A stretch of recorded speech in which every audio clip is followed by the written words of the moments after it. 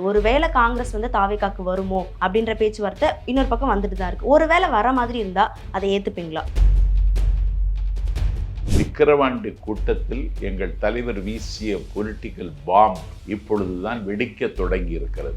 ஒவ்வொரு கட்சியும் திருப்திப்படுத்துவதற்கு திமுக போராடுகிறது. திமுக கூட்டணியில் இருக்கிற கட்சிகள் திமுக கூட்டணியில் தொடர்ந்து இருப்பார்கள் என்கிற நம்பிக்கை திமுகவுக்கும் இல்லை, அந்த கட்சிகளுக்கும் இல்லை. மாணவர்கள் அரசியலில் ஈடுபடக்கூடாதுன்னு சொல்றீங்களா? நீங்க அரசியலில் ஈடுபட்டோம் சார், அது கல்வியை விட்டுட்டு வந்து ஈடுபடணும்னு அவசியம் கல்வி இருக்கா? ஒரு நாள் எக்ஸாம் எழுதலைன்னா இன்னொரு நாள் எழுதிக்கிட வேண்டியதுதான். இதுல என்ன இருக்கு? நீ வடக்கு மண்டல மாநாடுன்னு திருவண்ணாமலையில ஒரு ஊர்ல போட்ட, நீ அனுமதி வாங்கிட்டு போட்டியா? நிபந்தனை விதிச்சியா? எந்த கட்சிக்காவது இந்த நிபந்தனை உண்டா? இந்த சீமான்னு ஒரு சில்லுண்டி பையன் பிப்ரவரியில ஒரு மாநாடுன்னு சொல்லி திருச்சியில மாநாடுன்னு போடுறான், நிபந்தனை விதிச்சியா? பத்திரிகையாளர்களே சந்திக்காம ஒரு அரசியல்வாதி எப்படி சார் அரசியல் பயணத்தை தொடர முடியும்? ஏன் நாங்க தொடர்ந்துட்டு இருக்கோமே. நான் என்ன சொல்றேன், பத்திரிகையாளர்களை சந்திக்காம செய்திகளை சொல்ல முடியாதா? அரசியலை பண்ண முடியாதா? பண்ணலாமே. ஏன் அப்படி பண்ணணும்ன்ற அவசியம் வருது? அந்த அளவுக்கு ஒரு பத்திரிகையாளரை கூட சந்திக்க முடியாத ஏன் ஓடி ஒளியணும் அப்படின்ற கேள்வி பலருக்கும் வருது. ஓடி ஒண்ணு ஒடியலையே, பத்திரிகையாளர்களை சந்திக்கல. ஏன் சந்திக்கல? அவருக்கு என்னது ஒரு வைராக்கியம் இருக்கு, என்னன்னு எனக்கு என்ன தெரியும்? அவர்கிட்ட தான் கேட்கணும். ஒவ்வொரு ஊருக்கும் வருவேன், ஒவ்வொரு ஊருக்கும் வரணும்னு மக்கள் எதிர்பார்க்கிறாங்க. நான் இப்போ வருவதற்கு வாய்ப்பு இல்லை, அதிகாரத்திற்கு வந்ததற்கு பிறகு நான் வருவேன்னு சொல்றாரு. அது ஒரு மேட்டிமைத்தனம் தான் சார். நீங்க எனக்கு ஓட்டு போட்டு ஜெயிக்க வைங்க, நான் அதுக்கப்புறம் அது மேட்டிமைத்தனம் இல்லை. இப்போ நல்லக்கண் ஐயாவே எடுத்துக்கோங்க. அவர் வந்து தேர்தலில் 3 தடவை போட்டிக்கிட்டாரு, ஆனால் ஜெயிக்கல. ஆனால் ஜெயிக்காத போதும் பல போராட்டங்களை கலந்துருக்காரு. மக்களுக்கு எந்தெந்த விஷயங்கள்லாம் சமூக நீதியை கொண்டு வர முடியுமோ அதெல்லாம் கொடுத்துருக்காரு இல்லையா? இப்போ ஜெயிச்சு தான் ஒரு விஷயம் பண்ணணும்னு இல்லை. நல்லக்கண்ணோட எங்கள் தலைவரை ஒப்பிடாதீங்க. எதனால? காங்கிரஸ் இல்லைன்னா 4 தொகுதி கூட தாண்டாது திமுக. எதனால அப்படி சொல்றீங்க சார்? அவ்வளவு எதிர்ப்பு இருக்கு திமுக மேலையா? ஆமா. ஆனா அவர் செஞ்ச திட்டங்களால மக்கள் வரவேற்கிறத ஒரு பக்கம் பார்க்க முடியுதுல்ல. அது ஒரு 10% வரவேற்பாங்க. ஒரு தேர்தல் வெற்றி பெறாது போதாது. குமுதம் ரிப்போர்ட்டர் நேயர்களுக்கு வணக்கம். இன்று நம்மோடு இணைந்திருக்கும் சிறப்பு விருந்தினர் தமிழக வெற்றி கழகத்தின் கழக பரப்புரை செயலாளர் திரு நாஞ்சில் சம்பத் அவர்கள். வணக்கம் சார். வணக்கம். நலமா இருக்கீங்களா சார்? சார், தற்போது பாத்தீங்கன்னா இப்போ திமுக காங்கிரஸ் கூட்டணியில வந்து ஒரு முடிவு வந்து எட்டப்படலை. இன்னுமே வந்து எவ்வளவு தொகுதி அப்படின்ற பேச்சுவார்த்தை போயிட்டு தான் இருக்கு. இந்த சூழல்ல இன்னொரு பேச்சுவார்த்தை அடிப்படுது. ஒருவேளை காங்கிரஸ் வந்து தாவேகாக்கு வருமோ அப்படின்ற பேச்சுவார்த்தை இன்னொரு பக்கம் வந்துட்டு தான் இருக்கு. ஒருவேளை வர மாதிரி இருந்தா அதை ஏத்துப்பீங்களா? நாங்க யாரு கூட்டணிக்காக யார் கதவையும் நாங்கள் தட்டவில்லை. தமிழக வெற்றி கழகம் 234 தொகுதிகளிலும் தனியாக நின்று வெற்றி பெற முடியும் என்கிற நம்பிக்கை இருக்கிறது. அதற்கான வாய்ப்பும் சூழலும் தமிழக அரசியல் களத்தில் கனிந்திருக்கிறது. கனிந்திருக்குன்னு எப்படி சொல்றீங்க? கேளுங்க.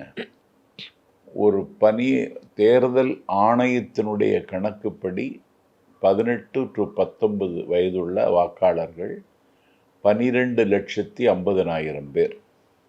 இந்த வாக்குகள் எல்லாம் தாவேகாவின் வாக்குகள்.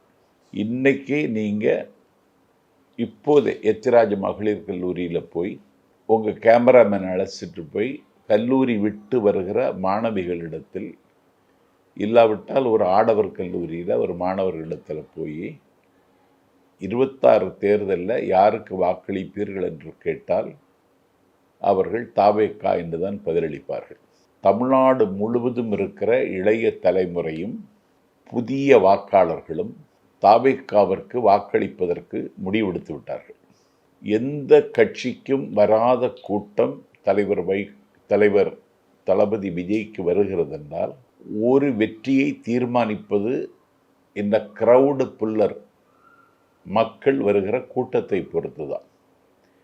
திமுகவுக்கு திட்டமிட்டு கூட்டங்கள் திரட்டப்படுகின்றன. அதிமுக பிஜேபிக்கு கூட கூட்டம் திரட்டப்படுகிறது. யாரும் தானாக வந்து இவருடைய பேச்சை கேட்க வேண்டும் என்று தமிழ்நாட்டில் யாரும் வருவதற்கு தயாராக இல்லை. எங்கள் தலைவர் வேலூர் தாண்டி குடியாத்தம் தாண்டி அகரம்சேரி என்கிற இடத்துல உரையாற்றுவதற்கு காவல்துறை அனுமதி கொடுக்கிறது. அந்த அகரம்சேரிக்கு போவதற்கு அவர் நீலாங்கரையிலிருந்து புறப்பட்டு பூந்தமல்லி தாண்டிய உடனே வாலாஜா பக்கம் வருகிற பொழுதே அவரை வரவேற்க ஒரு கூட்டம் காத்து நிற்கிறது. அகரம் சேரி 3 மணி நேரம் அவருடைய பயணத்தில் ஒவ்வொரு ஊரிலும் வழிமுறைத்து அவருக்கு வரவேற்பு கொடுத்து அவருக்கு பின்னால் அணிவகுத்தவர்களுடைய தொகை மட்டும் 1,00,000 பேர். தமிழ்நாட்டு அரசியல் வரலாற்றில் இதுவரைக்கும் இது நடந்ததில்லை. ஆனால் காங்கிரஸ் கட்சிக்குள்ள ஒரு ரசாயன மாற்றம் நிகழ்ந்திருக்கிறது. என்ன மாற்றம் சார்? அறிவாலயத்தில் முதல் கட்ட பேச்சுவார்த்தையில் அவர்கள் கேட்ட தொகுதி கொடுப்பதற்கு திமுக தயாராக இல்லை. அதை அங்கேயே வெளிப்படுத்தாமல் ஷோடங்கர் டெல்லி சென்று நேற்று அவர்கள் தருகிற எண்ணிக்கையை ஏற்கிற இடத்தில் நாங்கள் இல்லை. ஆனால் தாவேகா எங்களை விரும்புகிறார்கள். ராகுல் காந்திக்கு தமிழ்நாட்டில் செல்வாக்கு இருக்கிறது. 12 to 20% வாக்கு எங்களுக்கு காங்கிரஸுக்கு இருக்கிறதாங்கிறது இல்லை. ஆனால் தாவேகா எங்களை விரும்புகிறார்கள். ஆகவே யாரிடத்தில் வேண்டுமானாலும் நாங்கள் பேசலாம் என்று ஷோடங்கர் கூட்டணியில் நீடிக்க முடியாதுங்கிற நிலைமையை டெல்லியில் நேற்றைக்கு விளக்கி இன்றைக்கு அது இந்து பத்திரிகையில் செய்தியாகவே வந்திருக்கிறது.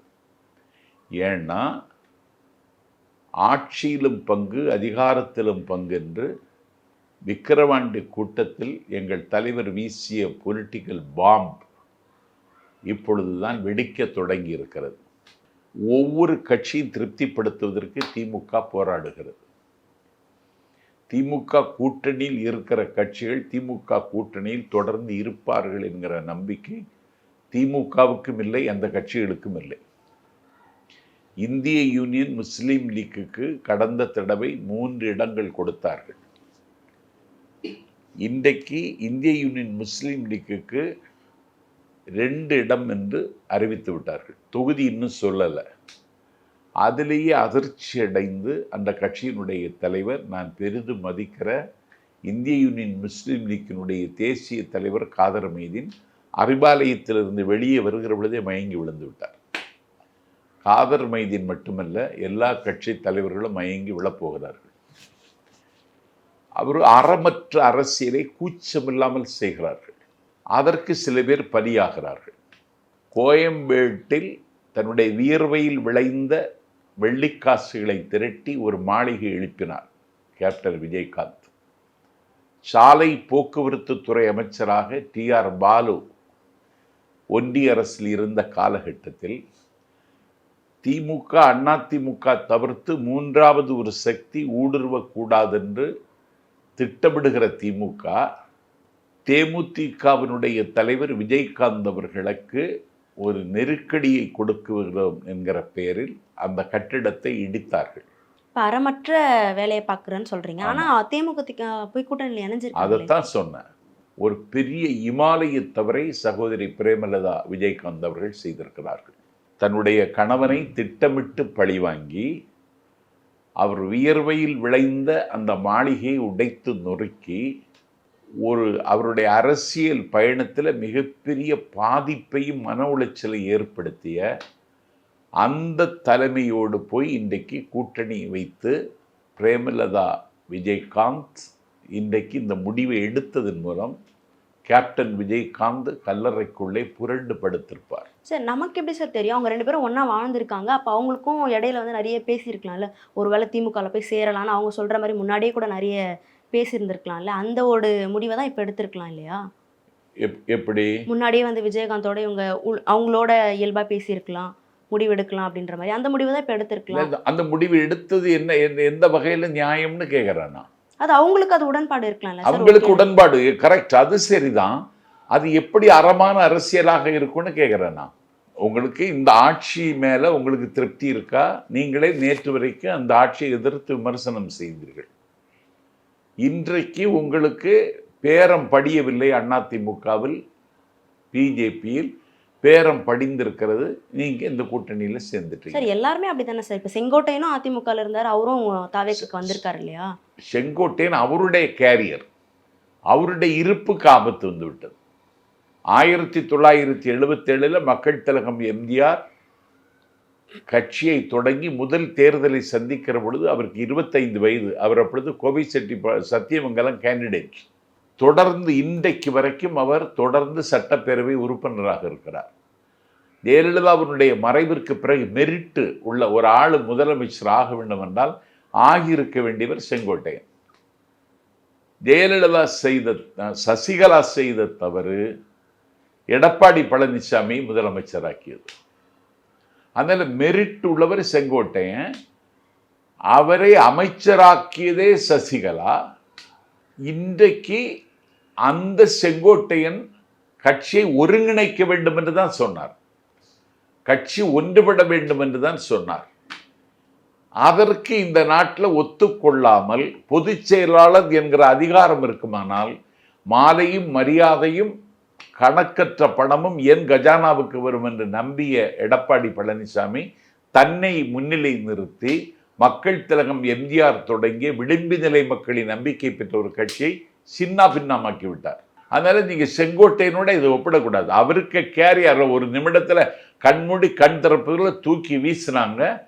அவரை எங்கள் தலைவர் இன்றைக்கு தாங்கி கொண்டார். அவரை நிர்வாக குழுவினுடைய ஒருங்கிணைப்பாளராக கொடுத்து நீலகிரி, ஈரோடு, திருப்பூர், கோவை மாவட்டத்தின் அமைப்பு செயலாளர் பொறுப்பையும் கொடுத்து இன்றைக்கு அவரை உரிய இடத்தில் உட்கார வைத்து எங்கள் தலைவர் அழகு பார்க்கிறார். இல்ல சார், உரிய இடத்துல உட்கார வச்சிருக்காங்கன்னு சொல்றீங்க. வேலூர்ல அவரை காணவே காணுமே சார். வேலூர்ல நான் இல்லையே, விஜயமங்கலத்திலையும் நான் இல்லையே, நாளை மறுநாள் நடக்கக்கூடிய தஞ்சாவூர் கூட்டத்திலையும் நான் இருக்க மாட்டேனே. எங்களுக்கு நிகழ்ச்சி வேற இல்லையா? நாங்க எங்களுக்குள்ள வேலையை நாங்க செய்துட்டே இருக்கோம். அவருக்கான சரியான மரியாதை கொடுக்கப்படலன்னு அதெல்லாம் தப்பு. தலைவர் அங்க யார் பேசுனா? வேலூர்ல தலைவர் மட்டும் தான் பேசினாரு. அதுதான், அவ்வளவுதான். இல்ல புசி ஆனந்த், ஆதவ அர்ஜுனா இவங்களுக்கெல்லாம் அடுத்ததான் அவர் நிலைநிறுத்தப்படுறாரு. அவருக்கான மரியாதை எங்கேயுமே கொடுக்கப்படல தாவேக்காக்குன்னு சொல்றாங்க. அவரு தான் கட்சியினுடைய ஒருங்கிணைப்பாளர். நேற்று முன்தினம் அவரை நான் சந்திச்சேன்.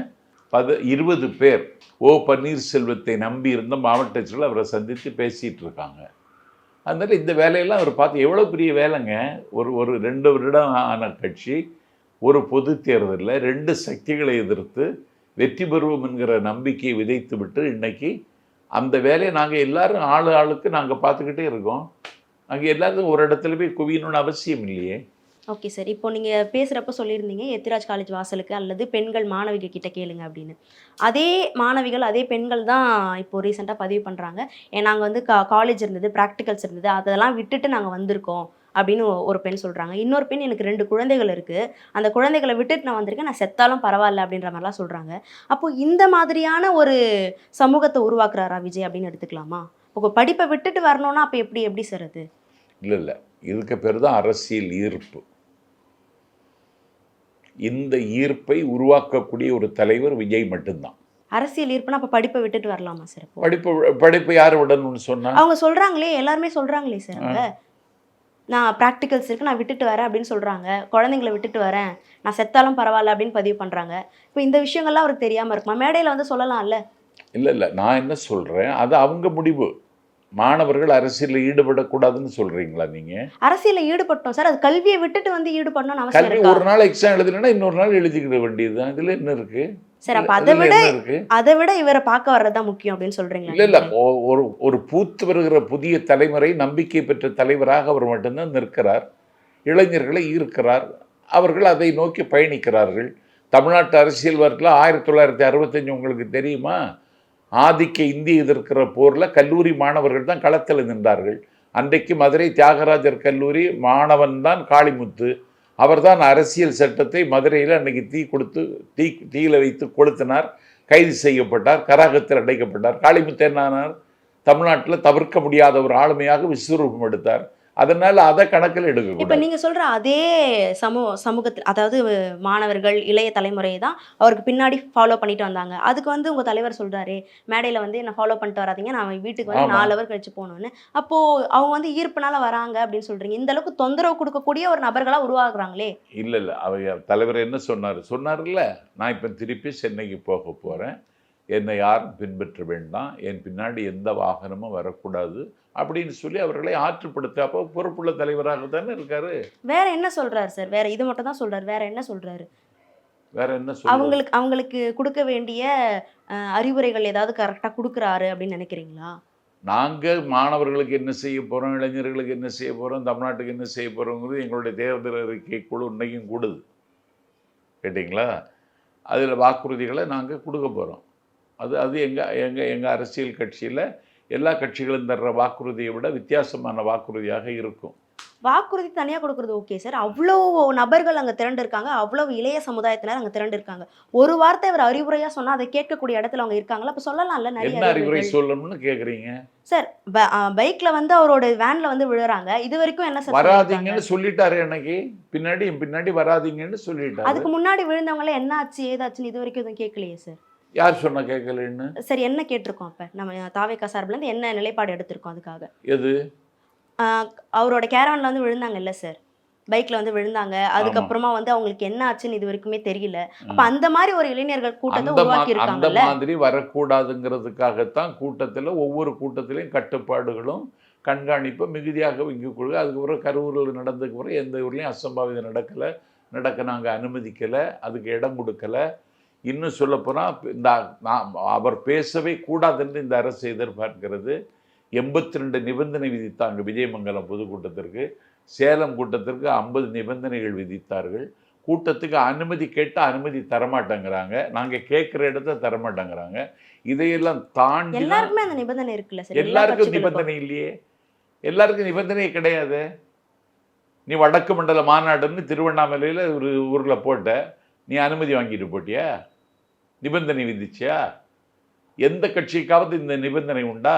இந்த சீமான்னு ஒரு சில்லுண்டி பையன் பிப்ரவரியில் ஒரு மாநாடுன்னு சொல்லி திருச்சியில் மாநாடுன்னு போடுறான், நிபந்தனை விதிச்சியா? அவங்க கட்சி கூட்டத்தில் அவ்வளோ கூட்டம் வந்துச்சு, அங்கெல்லாம் எதுவுமே அசம்பாவிதம் நடக்கலையே சார்.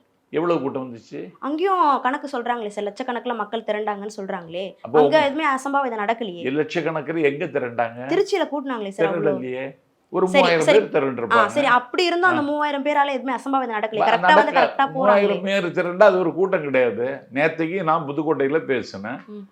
திலகர திடல்னு அந்த கூட்டம் நடந்த இடத்துக்கு பேரு. தலைவர்கள் மட்டுமே பேசுவதற்கு தகுதியுள்ள திடல்ல நாஞ்சில் சம்பத்ங்கிற ஒரு சொற்பொழிவாளன் கலந்து கொண்ட கூட்டத்திற்கு என்னை கேட்டால் அந்த மைதானம் நிரம்பி வழிந்து மைதானத்திற்கு வெளியே இருக்கிற சாலையை ஆக்கிரமித்து கொண்டு ஒரு கூட்டம் காத்து நிற்கிறதுன்னா என்ன? தமிழ்நாட்டில் செல்வாக்கு பெற்று வருகிற ஒரு கட்சி என்பதற்கு தலைவர் கூட்டம்ல நாஞ்சில் சம்பத்தினுடைய கூட்டமே சாட்சி. இப்போ விஜய் அவர்கள் பேசுறதுக்கு தடை போடுறாருன்னு சொன்னீங்க. நல்லக்கண்ணையா இறப்புக்கு வராரு, பத்திரிகையாளர்களை சந்திச்சு பேசியிருக்கலாமே, ஒரு இரங்கல் செய்தி சொல்லியிருக்கலாமே, சொல்லாமையே கடந்து போறாரு. இரங்கல் செய்தி சொன்னமே, பத்திரிகையாளர் சந்திச்சு அந்த இடத்துல எதுவுமே சொல்லலையே சார். அந்த காலமா இந்த காலம்? அவர் இரங்கல் செய்தி சொன்னாரா இல்லையா சார்? அது எப்படி சார்? ஏன் பத்திரிகையாளர்கிட்ட தான் சொல்லணும்னு இருக்கு? அரசியலுக்கு வந்துட்டாரு, பத்திரிகையாளர்களை சந்திச்சுதான் சொல்ல, தன்னுடைய கருத்தை ஏதாவது ஒரு வகையில் வெளிப்படுத்தணும், வெளிப்படுத்திட்டு தான் இருக்காரு. இப்ப மக்கள் கிட்ட போகாம ஓட்டு வாங்குவோம், அந்த காலம் மாதிரி இந்த காலம் இல்ல ஓட்டு கேக்குறாரு. அதுதான் சார், அந்த காலம் மாதிரி இந்த காலம் இல்லன்னு சொல்ல முடியும். ஆமா, காலம் மாறிடுச்சு இல்ல. பத்திரிகையாளர்களே சந்திக்காம ஒரு அரசியல்வாதி எப்படி சார் அரசியல் பயணத்தை தொடர முடியும்? ஏன் நாங்க தொடர்ந்துட்டு இருக்கோமே. நீங்க பேசுறீங்களே, என்னது? நீங்க பத்திரிகையாளர்களை சந்திச்சதும் பேசுறது கிடையாது, இந்த மாதிரி பேட்டிகள் ஏதோ கலந்துக்கிறது கிடையாது. கலந்துக்கிறீங்கல்ல, அவர் எதுவுமே கலந்துக்கிறது இல்லையே. அதான் அவருக்கு முடிவெடுக்கணும். நான் என்ன சொல்றேன், பத்திரிகையாளர்களை சந்திக்காம செய்திகளை சொல்ல முடியாதா? அரசியலை பண்ண முடியாதா? பண்ணலாமே. ஏன் அப்படி பண்ணணும்ன்ற அவசியம் வருது? அந்த அளவுக்கு ஒரு பத்திரிகையாளரை கூட சந்திக்க முடியாத ஏன் ஓடி ஒளியணும் அப்படின்ற கேள்வி பலருக்கும் வருது. ஓடி ஒண்ணு ஓடியலையே, பத்திரிகையாளர்களை சந்திக்கல. ஏன் சந்திக்கல? அவருக்கு என்னது ஒரு வைராக்கியம் இருக்கு, என்னன்னு எனக்கு என்ன தெரியும், அவர்கிட்ட தான் கேட்கணும். அது உங்களுடைய தலைவர் தானே, ஏன் சந்திக்கலன்ற ஒரு அவர்கிட்ட போய் நான் கேட்க சொல்றீங்களா? இல்ல சார், உங்க கட்சியில வந்து ஏதாவது ஒரு பேசுபொருள் இருக்காதா? ஏன் இந்த அப்படி எல்லாம் ஒண்ணும் இல்லையே. என்னை பொறுத்தவரையில நான் இந்த கட்சியில சேர்ந்திருக்கேன். எனக்கு கேம்பெயின் செக்ரட்டரி ஒரு பொறுப்பு தந்திருக்காங்க. அந்த வேலையை தவிர வேறு எந்த வேலையும் நான் பார்க்கறது இல்லை. நான் தலைவரை சந்தித்த அன்னைக்கே சொன்னேன், நான் ஒரு பாப்புலர் ஆரேட்டர், எனக்கு ஒரு செல்வாக்கு இருக்குது, எனக்கு ஒரு மீடியா பலம், பத்திரிகை பலம் இருக்குது. அதனால் நான் அதில் எல்லாம் அந்த தளத்தில் எல்லாம் இயங்குகிறேங்க. கட்சிக்கு மாறாக நான் எப்போதும் சிந்திக்க மாட்டேன். உங்கள் வெற்றியை தவிர எனக்கு வேறு குறிக்கோள் இல்லை. எந்த சூழலிலும் ஒரு செல்ல குழந்தையினுடைய அத்துமீறல் கூட என்னிடத்தில் இருக்காதுன்னு நான் சொல்லிட்டு தான் இன்னைக்கு இயங்கிட்டு இருக்கேன். நீங்க சொல்றது மாற்று கருத்து இல்லை சார். நீங்க ஒரு சிறந்த பேச்சாளர் தான். ஆனா அதுக்குமே ஒரு மாற்று கருத்து சொல்றாங்க. என்ன சொல்றாங்கன்னா, இவர் மட்டும் தான் அங்க பேச்சாளர் இருக்காரு. மற்றபடி பேச்சாளர்கள் யாரும் இல்ல. நேற்றுக்கு இவங்க நான் வந்து திமுகல வந்து ஆட்களை தேடிட்டு இருக்காங்க. யாராச்சும் கூப்பிடுவோமான்னு தேடிட்டு இருக்காங்கன்னு சொல்றாங்க. வந்தா வரவு வைப்போம். அதில் என்ன இருக்கு? வேற யார் பேச்சாளர்கள் இருக்காங்க சார்? நேற்றுக்கு என் கூட்டத்திலே ராஜ்மோகன் அவர் கட்சியினுடைய துணை செயலாளர். நேற்றுக்கு நான் பேசின கூட்டத்தில் லயோலா மணி பேசினார். உங்க அளவுக்கா சார்? ஏன் அளவுக்கு தமிழ்நாட்டில் யாரும் பேச முடியாது? அதில் சந்தேகம் இருக்கா? இல்லை சார். என்ன சொல்றீங்க? லயோலா மணி பேசினார். அவர் கொள்கை பரப்பு துணை செயலாளர். அதுக்கு முந்தைய நாள் சிவகங்கையில் நான் பேசுகிற பொழுது தேன்மொழி பிரசன்னான்னு மதுரையிலேருந்து ஒரு அம்மா பேசினாங்க. கட்சியினுடைய தேசிய செய்தி தொடர்பாளர் ஃபெலிக்ஸ் ஊடகங்களில் இயக்கி கொண்டிருந்த நண்பர் தாவைக்காவல் இணைந்து அவர் இன்னைக்கு பேசிகிட்டு இருக்காரு. தமிழ்நாடு முழுக்க அங்கங்கே பேசிட்டு தான் இருக்காங்க. இப்போது அவர் வேலூரில் வந்து பேசுகிறாரு, சிஎம் ஆனதுக்கப்புறம் மக்களை கிராமங்கள் தோறும் சந்திப்பேன்னு. இது எப்படி சார் சிஎம் ஆனதுக்கப்புறம் சந்திக்கிறதுக்கு எதுக்கு சார்? மக்களை இப்போவே போய் குறைகளை கேட்டறிஞ்சு சந்திக்கணும் தானே விரும்புவாங்க மக்கள். நாங்கள் மக்களுக்கு குறையெல்லாம் கேட்டுட்டு தானே இருக்கோம். எந்த மாதிரி குறைகளை கேட்குறீங்க? எப்படி? ஒவ்வொரு ஊராக போயிட்டு இருக்கோம். இன்னைக்கு தான் அந்த குழு கூடுது, மக்களை சந்திக்கிறாங்க. என்ன குறைன்னு எல்லா இடத்துலையும் திருச்சிக்கு போயிட்டோம், மதுரைக்கு போயிட்டோம். அவர் கிராமங்கள் தோறும் வீடு வீடா போறேன்னு இருக்காரு. ஒரு இடத்துல கூட்டம் போட்டு மக்கள் எல்லாரும் அங்க வர வச்சு பாக்குறது எப்படி இருக்கு? அவங்களோட வீட்டுக்கு போய் பாக்குறது எப்படி இருக்கு சார்? நான் அதிகாரத்திற்கு வந்ததற்கு பிறகு நான் ஆட்சி முன்பு ஒவ்வொரு ஊருக்கும் வருவேன், ஒவ்வொரு ஊருக்கும் வரணும்னு மக்கள் எதிர்பார்க்குறாங்க. நான் இப்போ வருவதற்கு வாய்ப்பு இல்லை. அதிகாரத்திற்கு வந்ததற்கு பிறகு நான் வருவேன்னு சொல்றாரு. அது ஒரு மேட்டிமைத்தனம் தான் சார். நீங்க எனக்கு ஓட்டு போட்டு ஜெயிக்க வைங்க, நான் அதுக்கப்புறம் அது மேட்டிமைத்தனம் இல்லை. நான் அதிகாரத்துக்கு வந்த பிறகு ஒரு ஊருக்கு வருவேன்னா அப்பொழுது எனக்கு அதிகாரம் இருக்கு. உங்களுக்கு நான் என்ன நல்லது செய்ய முடியுமோ அப்போ செய்ய முடியும்னு நிரூபிக்கிறாரு. சரி, இப்போ நல்லக்கண் ஐயாவே எடுத்துக்கோங்க. அவர் வந்து தேர்தலில் 3 தடவை போட்டிக்கிட்டாரு, ஆனால் ஜெயிக்கல. ஆனால் ஜெயிக்காத போதும் பல போராட்டங்களை கலந்துருக்காரு. மக்களுக்கு எந்தெந்த விஷயங்கள்லாம் சமூக நீதியை கொண்டு வர முடியுமோ அதெல்லாம் கொடுத்துருக்காரு இல்லையா? அப்போ ஜெயிச்சு தான் ஒரு விஷயம் பண்ணணும்னு இல்லை. நல்லக்கண்ணோட எங்கள் தலைவரை ஒப்பிடாதீங்க. எதனால? நல்லக்கண்ணு தியாகத்தினுடைய சதை வடிவம். அவர் 18 வாழ்வில் பொது வாழ்வுக்கு வந்தவர். அவர் இந்த நாட்டில் தலைமறைவு வாழ்க்கை வாழ்ந்த ஒரு கணக்கில்லாத தியாகம் செய்த தியாகி. அவர் வந்து இத்தனைக்கும் அவர் ஒரு செல்வம் நிறைந்த குடும்பத்தினுடைய பிள்ளை. அவருடைய அப்பா வந்து டிஸ்ட்ரிக்ட் ஜூரியாக இருந்தவர். அவர் நீதிமன்றத்திற்கு வருகிற பொழுது பின்னாலும் முன்னாலும் காவலர்கள் அணிவகுக்க அவர் ஜூரியாக நீதிமன்றத்திற்கு சென்றவர். அவருடைய அண்ணன் வந்து கஸ்டம்ஸில் ஆஃபீஸராக இருந்தவர். அவருடைய இயல்பும் வாழ்க்கையும் யாரும் பின்பற்ற முடியாது. கேட்டிங்களா? அதோட தலைவரை ஒப்பிடாதீங்க. இல்லை சார், அவரோட ஒப்பிடலை. அவர் வந்து நிறைய விஷயங்கள் பண்ணியிருக்காரு. ஆனால் அவர் அரசியல் களத்தில் வந்து தான் பண்ணணும்னு இல்லை, அவர் தானாகவே பண்ணியிருக்காருல. அந்த மாதிரி பண்ணலாம் இல்லையா? தானாகவே பண்ணிட்டு இருக்காரு. தமிழ்நாட்டில் திருநெல்வேலியில் ஒரு மாணவி தமிழ்நாட்டில் முதல் மதிப்பெண் பெற்றா. தமிழ்நாட்டினுடைய முதலமைச்சரை போய் சந்தித்தாங்க. முதலமைச்சர் வாழ்த்திட்டு விட்டுட்டாரு. ஆனால் எங்கள் தலைவர் அந்த மாணவியை கூப்பிட்டு வைரத்தாலான நெக்லஸை கொடுத்தாரு.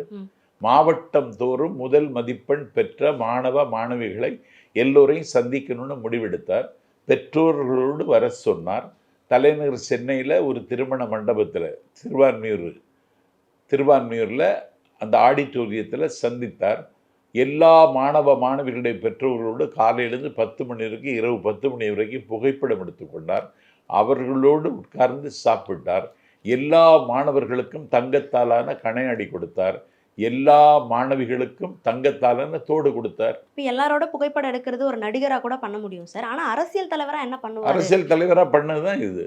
இப்போ இன்னொன்னும் சொல்றாரு, இப்போ காங்கிரஸ் இல்லை அப்படின்னா 25 தொகுதிகளில் கூட டிஎம்கே ஜெயிக்காது அப்படின்ற ஒரு விமர்சனத்தை நிர்மல்குமார் வைக்கிறாரு. காங்கிரஸ் இல்லைன்னா 4 தொகுதி கூட தாண்டாது திமுக. எதனால் அப்படி சொல்றீங்க சார்? அவ்வளவு எதிர்ப்பு இருக்கு திமுக மேலையா? ஆமாம். ஆனால் அவர் செஞ்ச திட்டங்களால் மக்கள் வரவேற்கிறத ஒரு பக்கம் பார்க்க முடியுதுல்ல. அது ஒரு 10% வரவேற்பாங்க. ஒரு தேர்தல் வெற்றி பெறாது போதாது. 4 தொகுதி தாண்டுமாங்கிறதே கஷ்டம். 16 தொகுதி இருக்குது சென்னையில். 16 தொகுதியிலையும் கருத்து கணிப்பு எடுத்து பாருங்க, தாவேகா முதலிடத்தில் இருக்கு. இப்போது புதிய அறிமுகம் ஆச்சி ஹோட்டல் சாம்பார் 50 கிராம் ரூபாய் 20 மட்டுமே.